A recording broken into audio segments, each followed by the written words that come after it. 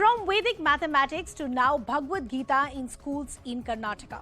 Karnataka School Education Minister B.C. Nagesh during the ongoing assembly session has said that the government will introduce Bhagavad Gita in schools and colleges from this academic year itself.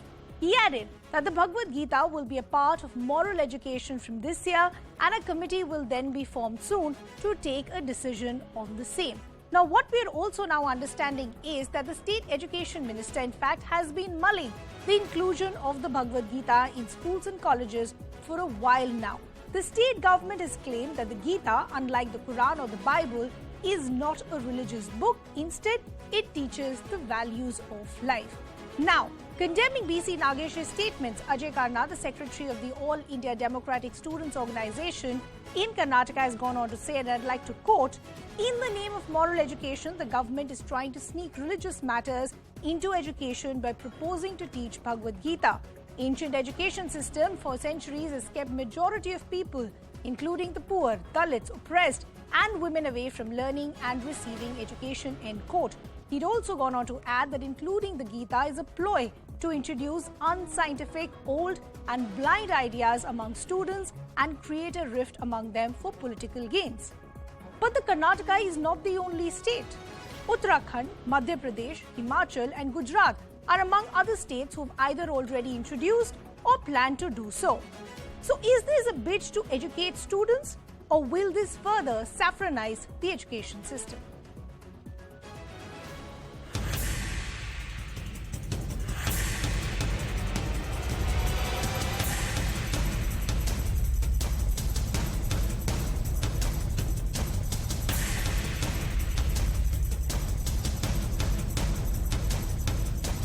Bhagavad Gita as a subject will not be taught. We are thinking Bhagavad Gita in the moral sciences classes, which we are thinking of introducing this year. This is just saffronization to ensure saffronization, but also to kill scientific temperament.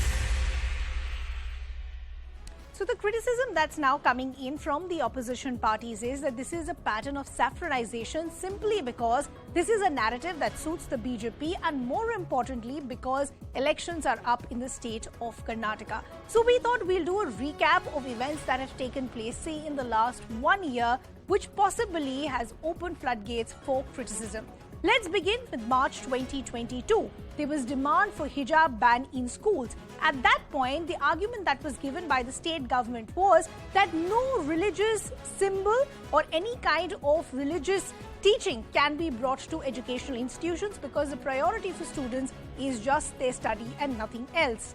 Then you also had a BJP MLA demanding ban on madrasas. Again, this time around, the argument and the criticism that came from Muslim communities and others was that you're targeting just one specific community.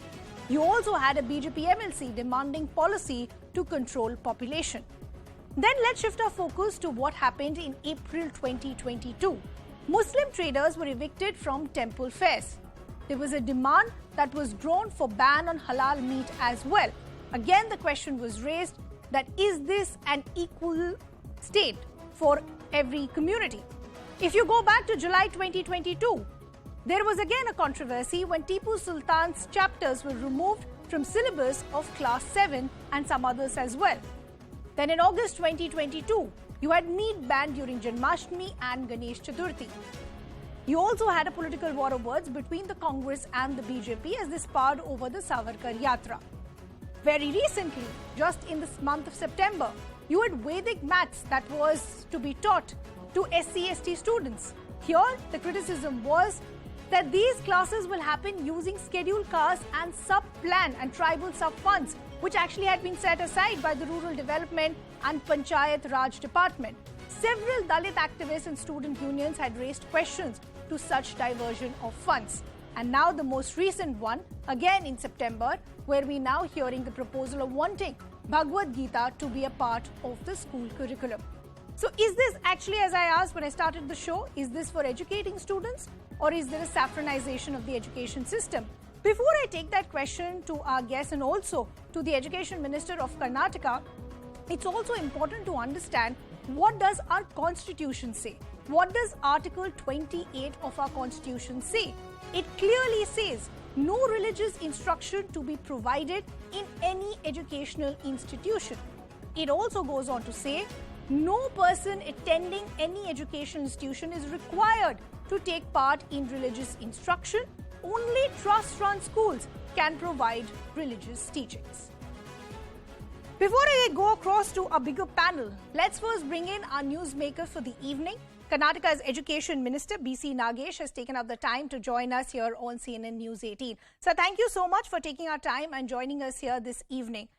I want to first begin by understanding what is the rationale or why you want Bhagavad Gita to be introduced or taught. Because Article 28 of the Constitution, as I just showed our viewers, says no religious instructions to be provided in any educational institution. So why do you want to teach Bhagavad Gita in schools?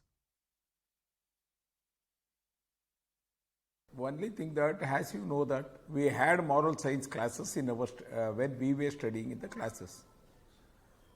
Almost everyone has passed through that such moral science classes.